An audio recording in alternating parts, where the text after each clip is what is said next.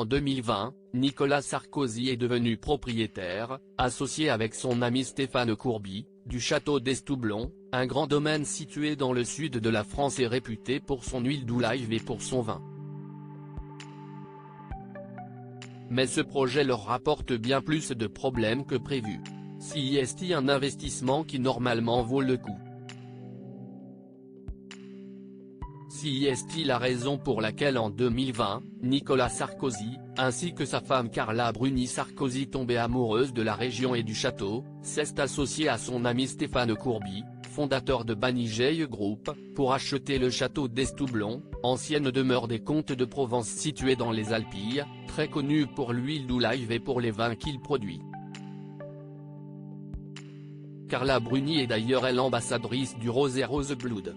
Le duo veut bâtir un tchai sur le domaine et s'attaque à une dépendance du château, le mas de Montredon qui ne leur convient pas d'un point de vue esthétique. Seul hic, comme le rappelle le Canard enchaîné, la dépendance comprend de nombreux vestiges architecturaux des XVe et XVIe siècles, à commencer par une tour escalier magistrale de 7 mètres de hauteur.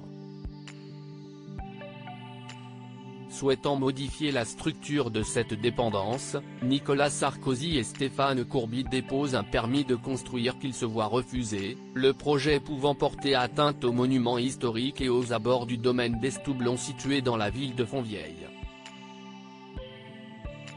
Nicolas Sarkozy et Stéphane Courby n'ont pas attendu la réponse malheureusement, Stéphane Courby et Nicolas Sarkozy avaient déjà entrepris les travaux de démolition sans attendre d'avoir l'autorisation.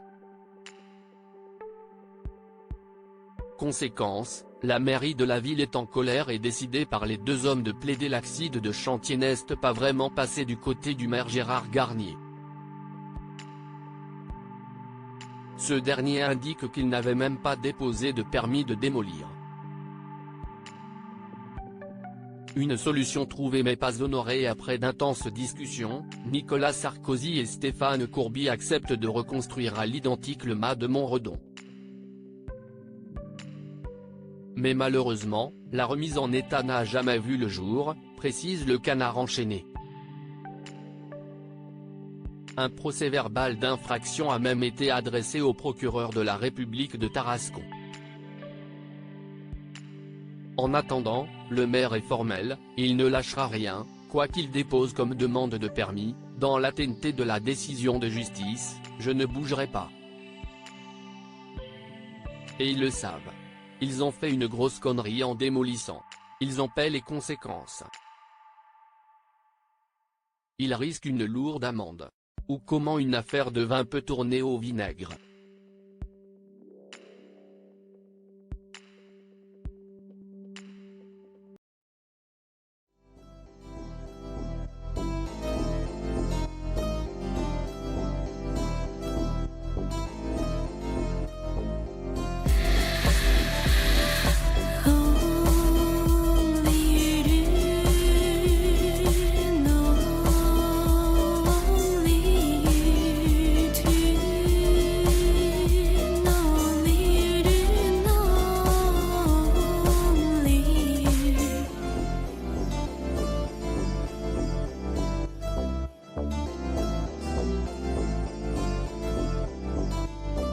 To